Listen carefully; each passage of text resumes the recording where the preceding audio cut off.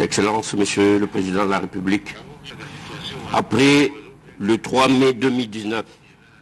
à l'hôtel Béatrice, quelques mois seulement après votre arrivée au pouvoir, après les états généraux de la presse qui se sont tenus il y a un peu plus d'une année, sous votre haut patronage, vous voici une fois de plus parmi nous, à l'occasion de la célébration de cette journée mondiale dédiée à la presse, à la liberté de la presse. Soyez rassurés, Excellence, que tous les journalistes et acteurs des médias congolais apprécient à leur juste valeur cet honneur et cette proximité. Cette journée intervient dans un contexte bien particulier, marqué par la crise sécuritaire qui persiste notamment à l'est du pays, mais aussi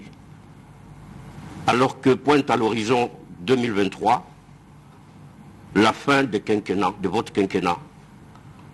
le quinquennat de tous les espoirs et pourquoi pas de toutes les promesses. Comment dès lors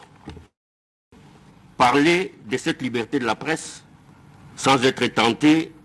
de dresser le bilan de votre gouvernement sur l'exercice de cette liberté? En effet, il y a 4 ans, la RDC occupait la 154e place au classement mondial de la liberté de la presse des Reporters sans frontières, qui est une organisation connue et reconnue mondialement pour sa rigueur et son sérieux. Ensuite, nous sommes passés à la 150e place en 2020 et à la 125e place en 2021.